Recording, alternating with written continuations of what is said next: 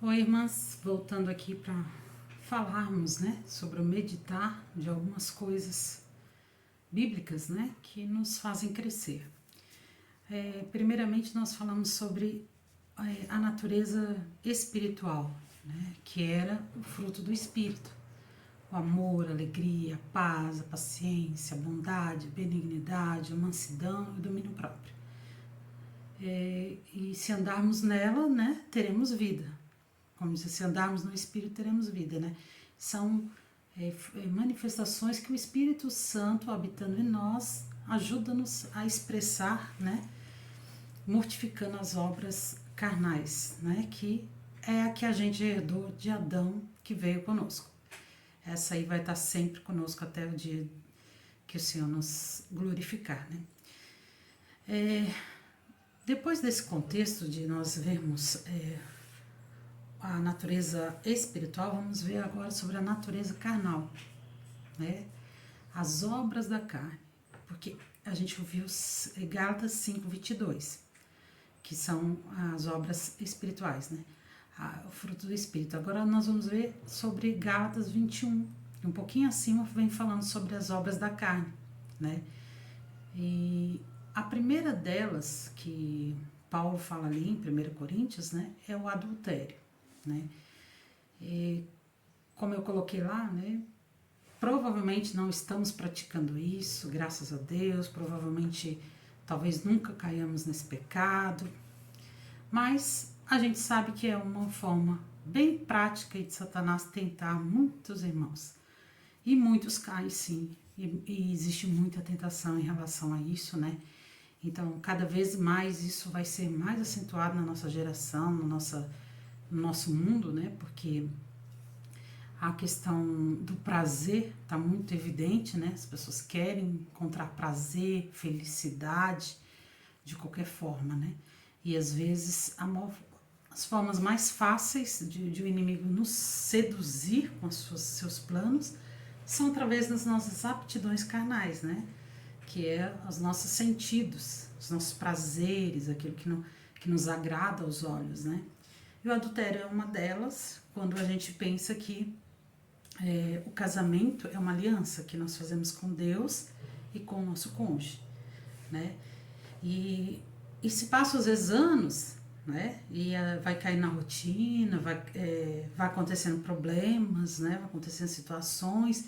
então se torna perigoso nesses momentos, Satanás aproximar pessoas, tanto do marido como da esposa, para tirar do caminho, Essa é a intenção, intenção, é seduzir, é conquistar para aquele pecado, Então, isso acontece muito fácil, Por isso que a gente ainda vê na igreja também uma tendência forte de divórcio e novo casamento. Antigamente, quando se começou essa história, só se aceitava irmãos se separar e casar novamente se o cônjuge não era convertido. E aí eles diziam, ou viesse do mundo os dois, Aí podia se separar e tal, e casar novamente com uma pessoa que fosse convertida, Hoje em dia não. Hoje em dia, às vezes, até dentro da igreja, os dois casaram no Senhor, dentro da igreja e tudo, eles estão aceitando divórcios e esses irmãos recasando dentro da própria comunhão da igreja, Então tá bem complicado, Cada vez mais a gente vai ver essas situações e a exigência de que a gente aceite isso como algo de Deus, algo correto, Tá aí a igreja dos homossexuais, evangélica, que tá berrando isso aos três cantos, os quatro cantos da terra, Que eles também são filhos de Deus e que eles merecem, serem considerados como santos, Então, complicado. Bom, vamos começar então sobre a palavra adultério. Significa relações fora do casamento. Só existe adultério se a pessoa já se casou. Caso contrário, a palavra não é adultério, é fornicação. Então só vai existir adultério se for com relação a uma pessoa casada, Relações fora do casamento é adultério. Então, a pessoa é casada com outra, fez uma aliança, né? Se comprometeu em aliança, em compromisso, na lei do matrimônio, né? Tudo certinho. Então, ela começa a ter um relacionamento com outra pessoa fora, ela está cometendo não fornicação, como um solteiro, está cometendo adultério, né? A gente vai ver também que adultério não é só o ato sexual coito em si, né? Pode ser também uma relação afetiva, né? Eu tenho meu cônjuge, mas eu começo a ter uma relação afetiva com outra pessoa muito forte, né? Ao ponto de substituir.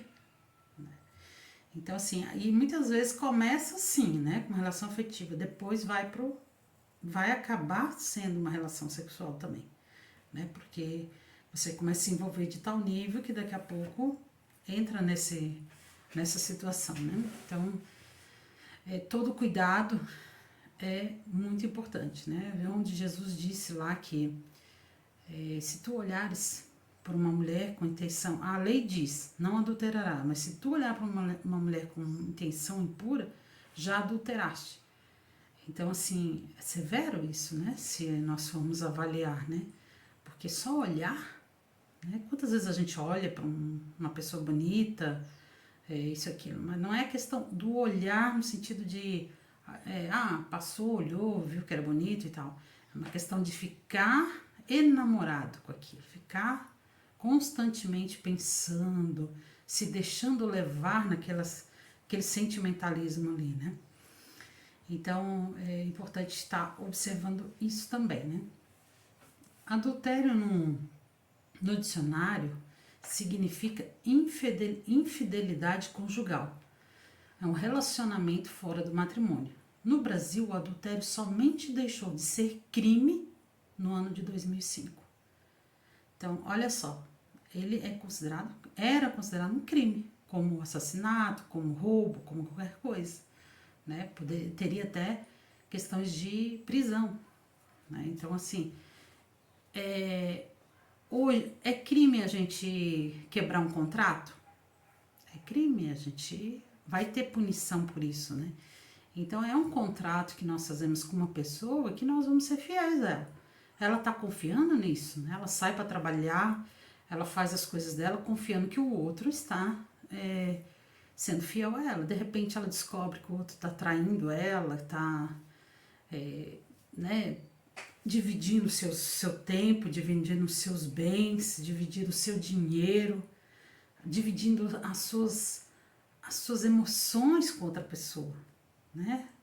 Porque você, quando casa, a gente se torna um, né? Depois, mais à frente, a gente vai ver isso. A gente se torna um. Então, quando a pessoa tá traindo dentro do relacionamento, ela tá levando você também, de uma certa forma, nesse um, né? Ela tá passando por isso, né? O adultério, traição, previsto no artigo 240 do Código Penal Brasileiro, é um dos fortes motivos para a separação. O ato da traição caracteriza-se quando um dos cônjuges pratica um ato sexual ou libidinoso, ato sem penetração com outra pessoa, independente que seja casado ou não. Então, até a lei, né, também coloca isso, né, que não é só o ato penetração, mas também o ato libidinoso, né, que com outra pessoa, ficar, né, se relacionando com outra pessoa fora do casamento, né? Independente se essa outra pessoa é casada ou se ela é solteira, não importa. Eu não só tô adulterando quando eu tô com uma outra pessoa casada. Eu tô adulterando porque eu sou aliançada, eu sou casada, entendeu? Agora, se a outra pessoa, ela é solteira, né? Aí, quando ela está com uma pessoa que é casada, ela está também cometendo adultério, mas não por causa dela em si, que ela seria fornicação por ser solteira, mas pelo fato da outra ser casada, né? Então, o adultério traz muita dor e sofrimento, divide casais, pais e filhos. A família de Davi também foi pulverizada, foi destruída com o adultério que ele fez com Betseba, né? E era um homem segundo o coração de Deus. A gente sabe toda a história de Davi, né? Como Deus cuidava dele, deu honras, glórias, um monte de coisa para ele.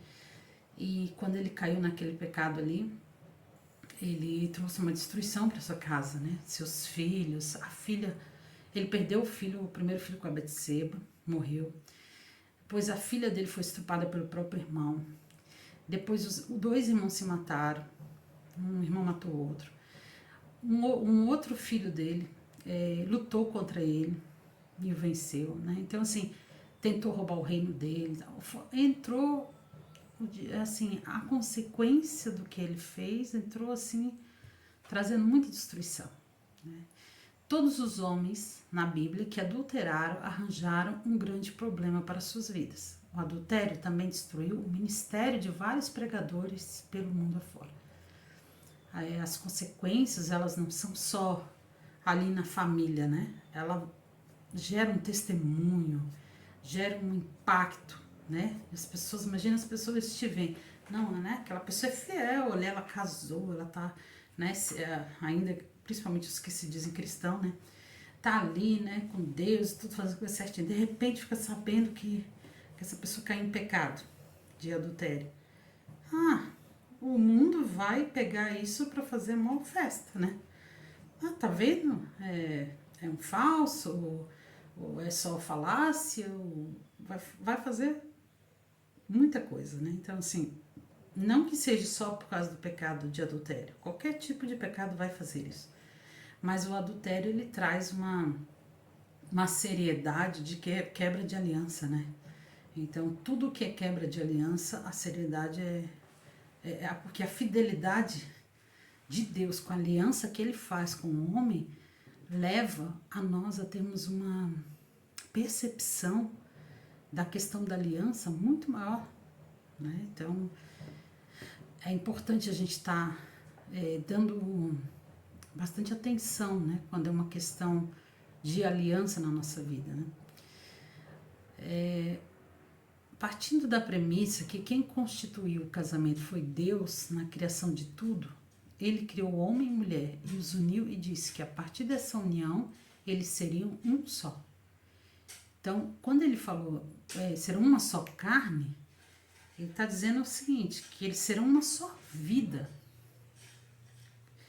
É complicado a gente entender isso quando a gente pensa que, como uma só vida, nós somos duas pessoas diferentes, podemos andar, ir e vir, independente um do outro, né? Mas diante de Deus, essa aliança os torna uma só vida. Deus, quando olha para o casal, ele olha para um corpo conjugal, uma pessoa só. É um corpo conjugal, né? Se tornar um corpo conjugal. Os dois se uniram e se formaram um. Assim como ele olha para a igreja e não vê individualmente cada um, ele vê um corpo que é a igreja. Nossa, isso é muito tremendo, né? Por isso que ele assemelha tanto a igreja com o matrimônio, né? Porque ele instituiu o matrimônio, foi a primeira instituição criada por Deus, né? Então, é algo que ele criou, é algo que ele desejou no coração dele, né? Então, ele dá muita importância para isso, né? Ou seja, ele continuou a afirmar isso quando Jesus, em Mateus 19,4, disse: aquilo que Deus uniu, não separe o homem. Essa é a vontade perfeita de Deus. Então, Jesus veio confirmar a importância que é o matrimônio quando ele reafirmou aquilo que já tinha sido dito lá em Gênesis, que aquilo que Deus uniu, não separe o homem. Deus uniu duas pessoas, sabe? E se esforcem, se amem, se perdoem, se façam o possível para não separar. Vamos entender depois, né, que existem alguns motivos que vão levar, talvez, a isso, por causa da pecaminosidade do homem que está exacerbada, né? Mas isso não quer dizer que quebrou a aliança. Às vezes pode existir a separação, mas não quer dizer que quebrou a aliança. Diante de Deus, essa questão é só separação de corpos, mas não uma separação de unidade. Essa é a vontade perfeita de Deus. Malaquias 2, Deus relata o que pensa do divórcio. Malaquias 2 é muito sério, né? É Deus falando diretamente. Aqui nós falamos em Mateus 19, Jesus falando, em Malaquias é Deus falando, Pai de Jesus, né? Ele não fez, Malaquias 2,15, assim, ele não fez ele somente um, ainda que sobrava o Espírito, e porque somente um, ele buscava uma descendência para Deus. Portanto, guardai-vos em vosso espírito, e ninguém seja infiel para com a mulher da sua mocidade. Ele está falando assim, Deus não fez eles somente um? Então, quem foi que fez os dois um? Foi Deus. Ele fez somente um. E ninguém seja infiel para com a mulher da sua mocidade. Para com a mulher, nem para o homem, né? Nós estamos falando para os dois casos, né? Porque o Senhor, o Deus de Israel, disse que odeia o divórcio, o repúdio. Então, olha como Deus olha o divórcio e o repúdio. Ele odeia. Né? São poucas coisas que Deus diz que odeia, né? Mas ele está entre um deles, esse pecado, né? Portanto, quando fizermos uma aliança de matrimônio, estamos assumindo uma responsabilidade de sermos fiéis durante toda a vida. Não existe divórcio para Deus. Pode existir o separar por motivos de convivência, violência, abusos, mas nunca dará o direito de contrair novas núpcias com outra pessoa, enquanto o cônjuge estiver vivo. Então, assim, é uma aliança muito séria, tem que ser muito bem pensada antes de fazê-la. Geralmente a gente faz numa época que a gente é mais, menos, como se diz assim, ajuizado, né? E aí a gente acaba podendo escolher pessoas que vão ser complicadas depois, né? Mas é por isso que ele vem trazendo toda essa seriedade na palavra para que os pais ensinem os filhos. E por isso que também muitos pais no passado escolhiam os cônjuges, porque tinham um pouco mais de maturidade de ver situações que poderiam ser perigosas para os seus filhos, né? Então a importância hoje de na igreja a gente cultivar nos nossos filhos essa busca por conselhos, pela aprovação dos pais, né, pelo o consenso, né, porque às vezes ele não está ainda preparado para tomar uma decisão tão séria, né, mas depois que tomou, não tem mais como voltar atrás, né. Uma vez, como diz um pastor, abra bem os olhos antes de casar, e depois que casa, fecha bem os olhos e aceita o que você escolheu, né. Então, assim, quando aqui diz assim, ó, não existe divórcio para Deus, é isso mesmo. O que Deus uniu, não separe o homem. Então, assim, vai acontecer situações, como a gente vê, né, casos de abusos, de violências, abusos, às vezes, vamos supor, o marido quer ter uma amante, ter uma mulher. Então, tem coisas que às vezes não vai ser compatível de você conviver num relacionamento por causa disso. Então, às vezes, vai ter que haver a separação, como disse aquele texto lá, né, que fala sobre mulheres, né, não se aparte dos vossos maridos, ponto. Esse é o principal. Mas, se não consegue conviver junto, que se aparte, mas que fique só. Né? Então, ele diz assim, vai se apartar, mas que fique só. O marido bate na mulher, o marido é abusivo, ou a mulher, né, tá lá traindo ele, adoidado e tal. Você vai tentar de todas as formas, principalmente, né, a parte que é o crente, vai tentar de todas as formas evitar a separação, mas chegou no nível que não tem como, você vai se manter só, então. Você vai se apartar no sentido de corpos, para não ter aquelas situações ali que às vezes pode estar até trazendo problema com a sobrevivência, né? Mas você vai ficar só. Não acha que você vai poder depois ter outro relacionamento com outra pessoa enquanto seu cônjuge estiver vivo, né? Porque foi feita uma aliança ali e essa aliança é até que a morte o separe. né? Até os padres no catolicismo falam bem claro isso no casamento, que aceita fulano tal até que a morte o separe.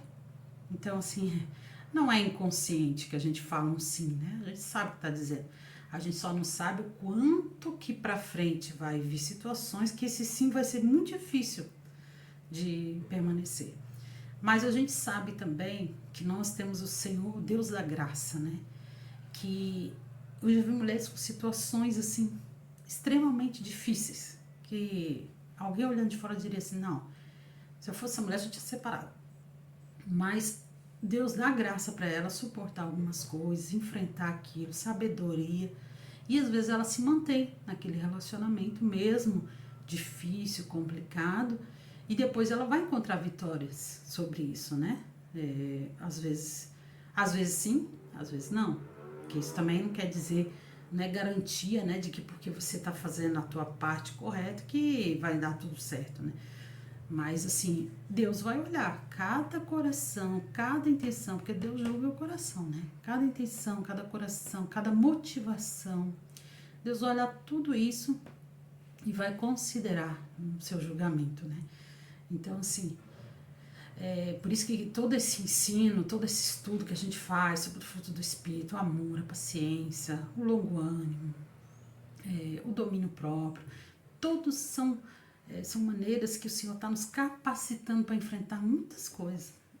Às vezes as coisas mais difíceis que a gente enfrenta na nossa vida são dentro do casamento, né? Então, por quê? Porque ali... e por que a gente enfrenta? Porque a gente sabe a seriedade que ele é, porque a gente sabe o quanto que a gente se aliançou naquilo. Então, assim, são coisas que valem a pena. Valem a pena a gente batalhar, vale a pena a gente se esforçar, vale a pena a gente ceder, sofrer, né? Porque a gente vai ter resultados disso na vida dos filhos, né? Os filhos serem criados com os pais, né? Na vida dos netos, de ver os pais, os avós juntos, né? Aquela pessoa que enfrentou a situação lá atrás, né? Bem complicada, mas permaneceu, né? Então, assim, porque se a gente for olhar, existem milhares e milhares de motivinhos para a gente se separar. Muitos, né? O mais usado hoje em dia, assim, eu não tô feliz, eu, eu não amo mais essa pessoa, não tenho mais sentimentos por ela. A gente não é compatível não tem compatibilidade de gênio. Então, olha só os motivos banais, né? Porque você pode arrumar uma outra pessoa super linda e queridinha. Daqui a 10 anos você não vai ter mais compatibilidade de gênero com ela. Alguma coisa vai estar, né? Então, assim, não existe essas ilusões de que, primeiro, a gente não casa para ser feliz, né? A gente vai ter momentos felizes e vai ter momentos tristes. A gente vai ter momentos agradáveis e momentos desagradáveis. Então, a gente não casa para ser feliz. E nem para fazer o outro feliz, como alguns dizem, né? A gente casa porque é o plano de Deus que, através do casamento, a gente vai ser santificado. Quando é que eu vou aprender a amar? Se eu não for levada a ter que amar. Quando é que eu vou aprender a perdoar? Se eu não for levada a ter que perdoar. Então, através do casamento, Deus une duas pessoas para que, durante a vida, se ajudem, se amem, aprendam um com o outro a amar um ao outro, a tolerar um ao outro, porque também é um treinamento para com os outros relacionamentos, né? Que nem os filhos, né? Quando você tem um filho único, ele vai ter muito mais problema de relacionamento com outras pessoas, né? Porque ele não tem como ser treinado ali, né? A dividir isso, aquilo e tal. Mas quando ele tem um irmão, ele vai aprender desde pequeno, né? Os limites, vai ser treinado a respeitar, ser treinado a perdoar, ser treinado... tantas coisas, né? No casamento a gente também é treinado. E aí a gente vai conseguir através disso, né? Então, ficou claro aqui, né, que não existe divórcio para Deus e que enquanto o cônjuge estiver vivo, a gente está aliançado com ele. Pode acontecer casos que não vai estar no mesmo ambiente por causa de circunstâncias gravíssimas, né? Não é qualquer coisa que nos tire de um casamento, porque assim, ó, também existe o fato de que quando a gente se separa, de corpos, a gente, de alguma maneira, leva o outro a estar exposto. Então, assim, eu saí de um relacionamento, se a pessoa sair de um relacionamento, ela se torna exposta. E o outro, e expõe o outro também. Jesus já fala isso, né? Que expõe o outro ao adultério, né? Por quê? Porque nós temos necessidades básicas, físicas. Nós temos necessidade de relações, né? Íntimas com outra pessoa.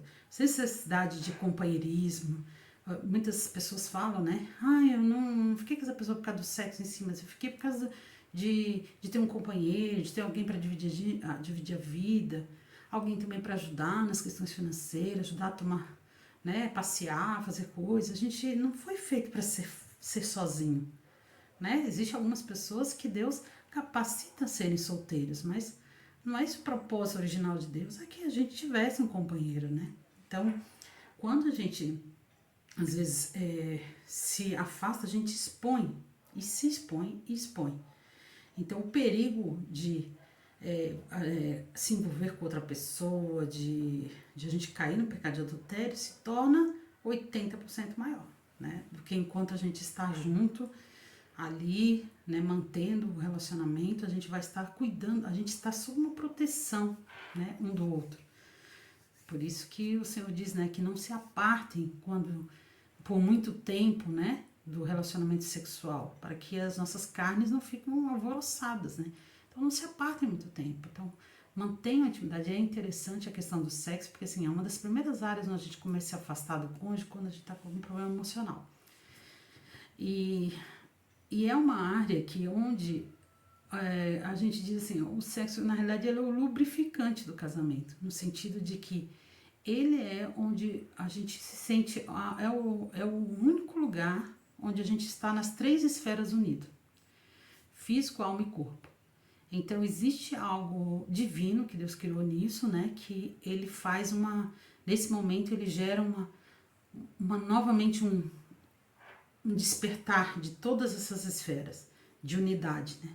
Existe um despertar da unidade espiritual, existe um despertar da unidade física, né? Você se sente mais perto da pessoa, né? Você pode até começar um relacionamento ali meio assim, porque tá meio chateado e tal, mas daqui a pouco, depois que termina, você vai se sentir mais ligado à pessoa, né?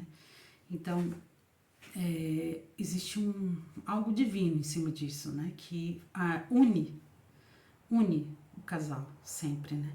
Então, tem muito cuidado com esses afastamentos sexuais, porque eles vão afastar não só, né, do contato físico, mas também do emocional, do espiritual. Então, Satanás ele sabe muito bem aonde atuar, né, para poder complicar a vida dos filhos de Deus, né.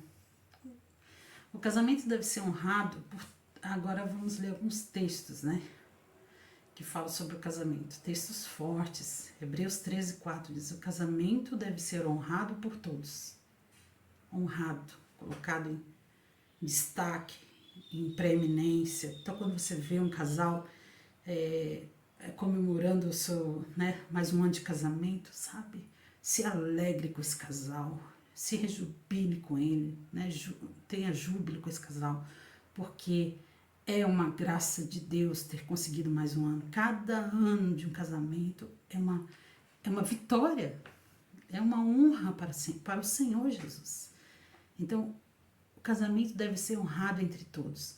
O leito conjugal conservado puro. A cama de um casal, o leito conjugal, as intimidades desse casal conservado puro um para o outro. Pois Deus julgará os imorais e os adúlteros. Está dizendo aqui que Deus julgará os imorais e os adúlteros. Haverá julgamento para quem adúltero. Mas uma pessoa que adulterou, mas se arrependeu. Glória a Deus, né? Se arrependeu, né? Não vai ter a consequência de separação de Deus. Mas o Senhor diz que tudo que nós fizermos nessa terra nós vamos prestar conta. De alguma forma nós vamos prestar contas, né?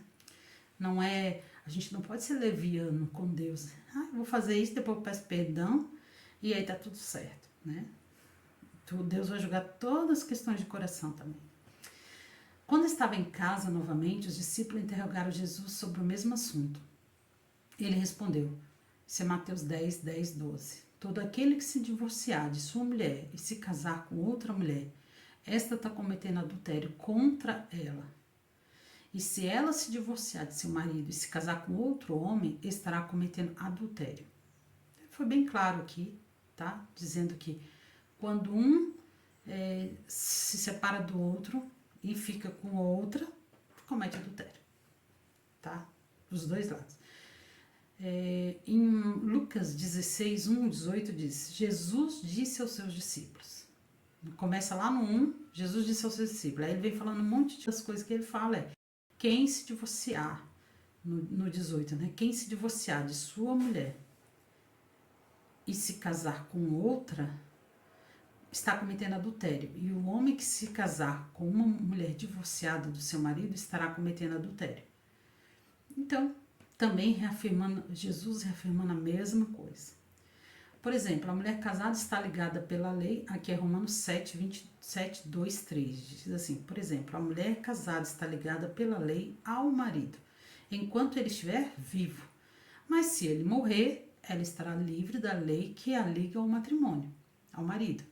De modo que se ela viver com outro homem enquanto o marido estiver vivo, ela será chamada adúltera. Mas se o marido morrer, ela estará legalmente livre e não cometerá adultério e se casar com outro homem. A única situação que liberta do casamento é a morte do cônjuge. Claro que ninguém vai ficar desejando a morte do outro, mas quando o outro falece, é o que torna legalmente você livre daquela aliança que você fez, né? Pelo menos espiritualmente. Hoje em dia, as leis humanas já fazem mil coisas, né? Mas o homem que comete, aí Provérbios 6, 32, 33, vai falar um pouco aqui sobre quais as consequências do adultério, né? Mas o homem que comete adultério não tem juízo. Todo aquele que assim procede, a si mesmo se destrói. Sofrerá ferimentos e vergonha e humilhação jamais se apagará. Gente, a pessoa pode passar anos, mas as pessoas que ficaram sabendo, que conviveram naquela época, elas vão sempre dizer assim, aquele ali não foi o que adulterou contra a esposa? Aquela ali não foi o que adulterou para com o marido? Essa vergonha, essa humilhação vai ficar no currículo dessa pessoa ali, né? E outra coisa, vai trazer juízo, vai destruir, né? Provérbios 2, 17, 18. Quem abandona aquele que desde a juventude foi seu companheiro ou companheira e ignora a aliança que fez diante de Deus, se dirige para a morte, que é a sua casa, e os seus caminhos levam às sombras. Então, a morte é a destruição, né? Mateus 5, 27 e 28. Vocês ouviram o que foi dito, não adulterarás. Não adulterarás é um dos 10 mandamentos. Lá, quando Moisés subiu um monte lá, que Deus falou, eu vou mandar uns mandamentos para o meu povo e tal. Um dos mandamentos era não adulterarás. Mas eu lhes digo, aí Jesus vem dizendo, nós temos um mandamento, não adulterarás, mas eu lhes digo, qualquer que olhar para uma mulher para desejá-la, já cometeu adultério com ela em seu coração. Então, o olhar desejando a intimidade sexual com aquela pessoa, não, eu quero aquela pessoa para casar, aquelas coisas erradas toda aí, pode, Deus que vai julgar, né? Porque cada um, Deus sabe as intenções do coração, pode ser já um pecado de adultério, né? Não cometido, né? Pode ser uma tentação, pode ser um pecado, entendeu? Então tem que ser muito bem cuidado com relação a isso, né? Na antiga aliança, a punição para o adultério, para o pecado de adultério, era a morte, para os dois que adulterassem. Olha a seriedade desse assunto, que dentro do povo de Deus, a punição do adultério era a morte, na antiga aliança. Então, muitas mulheres, homens, morreram porque adulteraram, porque se deixaram levar para esse pecado, né? Hoje a Bíblia não recomenda tal punição para o adultério. Nós não temos mais pessoas matando as outras por causa de adultério. No entanto, o ato de adultério carrega sua própria punição. O pecado sexual é uma ofensa cometida contra o próprio corpo, como dizem em Coríntios, né? Então, nós somos templos do Espírito Santo. O Senhor já nos colocou isso agora na nova aliança. Então, quando a gente comete um pecado sexual, a gente está cometendo contra o próprio corpo, contra o templo do Espírito Santo. Muito sério isso, né? O livro de Provérbios adverte sobre as consequências do adultério: perda de honra, perda de força, reputação arruinada, escravidão e morte, autodestruição, a vingança de um marido ciumento. Os provérbios também descrevem o caráter do adúltero. Ele é chamado de simples e insensato. É comparado a um animal capturado em uma armadilha e depois abatido. O que adultera com uma mulher está fora de si. Só mesmo quem quer arruinar-se é que pratica tal coisa. Finalmente, o escritor do provérbio chega a essa conclusão terrivelmente sombria sobre o adultério. Porque a muitos feriu e derribou, e são muitos que por ela foram mortos. A sua casa é caminho para a sepultura e desce para as câmaras da morte. Uma leitura dessas advertências em Provérbios deve ser suficiente para infundir medo no coração de qualquer pessoa. Por mais drástica que pareça a lei do Antigo Testamento em relação à punição do adultério, as consequências espirituais são ainda piores.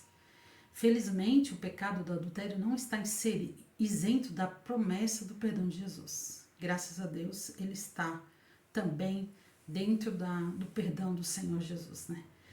Temos apenas que olhar para a própria história de João 8, quando vem aquela mulher que era adúltera, que eles queriam assassinar, né? Durante o período que Jesus estava aqui.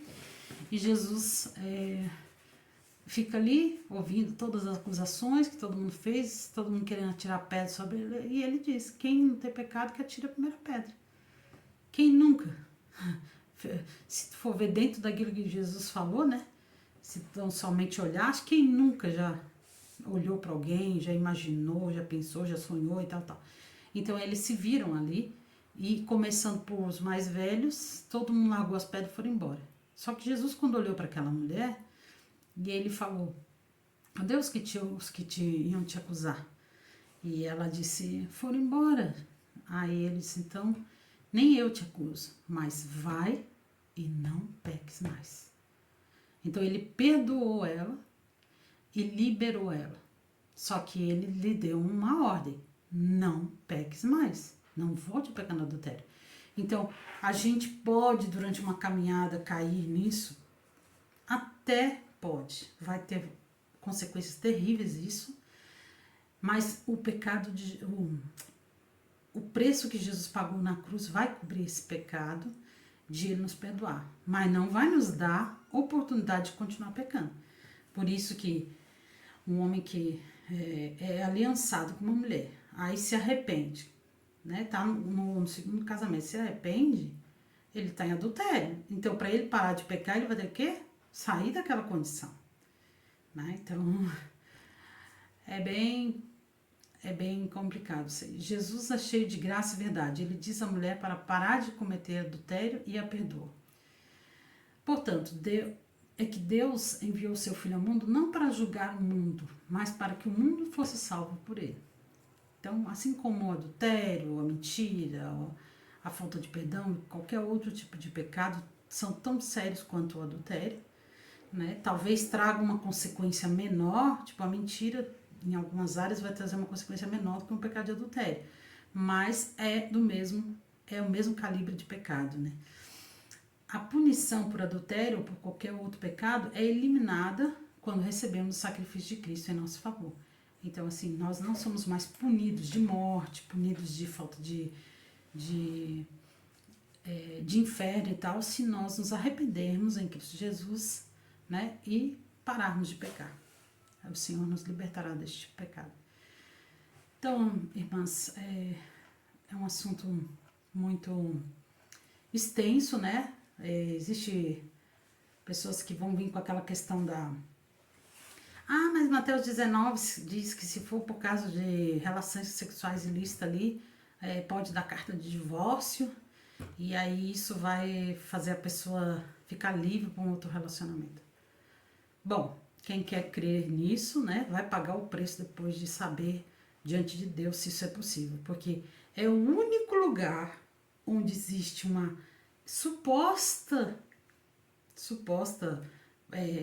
liberdade para isso, porque em todos os textos que nós vimos, Deus falando sobre o divórcio, né, todas as questões sobre o divórcio, o adultério, a gente vê Deus falando o quê? Não odeio, não separe, o que Deus uniu não separe. Se casar com outra pessoa, a pessoa que era casada vai estar adulterando, Deus julgará os adúlteros, né? Nenhum adúltero entrará no reino dos céus. Então, assim, tem diversos outros versículos da Bíblia, que é um contexto. A Bíblia é um contexto, a gente não pode tirar um versículo e fazer dele um pretexto para a gente poder pecar, fazer o que a gente quer, né? Então, foi uma má interpretação desse texto, né? Porque ali Jesus está se referindo às relações sexuais ilícitas antes do casamento. Vamos supor, uma pessoa entrou no casamento. Isso está lá em Deuteronômios 24, né? Quando o homem ia ter com uma mulher, aí via que ela não era virgem, entregava para o pai, né? Dizendo que ela não era virgem, e aí o casamento era desfeito. Então era referente a isso que a lei de Moisés determinou que eles poderiam se separar nesse caso, já que ela enganou daí, né? Ela não contou que já tinha tido relações antes do casamento. E aí ele poderia, por causa da dureza do coração do homem. Entendeu? Porque os homens de coração duro é que fariam uma questão dessa, de entregar a mulher que amavam, que se prometeram e tudo, só porque ela não era mais virgem, né? Mas essa foi a única situação ali que ele falou que poderia acontecer alguma coisa assim. Por causa da dureza de coração, por causa de Moisés. Mas não foi assim desde o princípio. Não é isso que Deus quer. Deus quer que ame, perdoe, vivam juntos.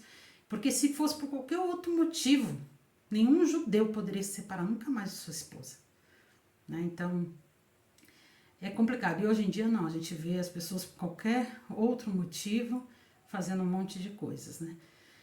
Então, que a gente tenha bem claro isso, que o Senhor encrave no nosso coração a importância de sermos aliançadas, né? De sermos fiéis, como Deus é fiel conosco em tudo que Ele prometeu e vai ser até o dia de todas as coisas se cumprirem, como está sendo, né? Durante toda a eternidade, toda a humanidade, desde a sua criação da terra. E a gente também seja fiel com Deus, com o nosso parceiro, com o nosso cônjuge. Que o Senhor nos guarde de situações onde venha nos causar tanto abalo, a ponto de ter que separar, né? Então, que o Senhor nos livre dessas situações, né? Orarmos por nossos cônjuges, para que o Senhor guarde eles, né? Nesse mundo tão terrível que está, né?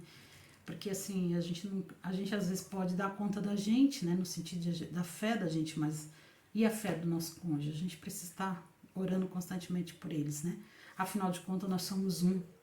E quando eles erram, nós erramos. Acabamos levando as consequências do erro junto, né? Os nossos filhos também, famílias, a igreja, todos sofrem, né? Amém? Que o Senhor nos encha sempre com a sua graça, com o seu amor e com a sua palavra, sempre viva e fiel dentro de nós.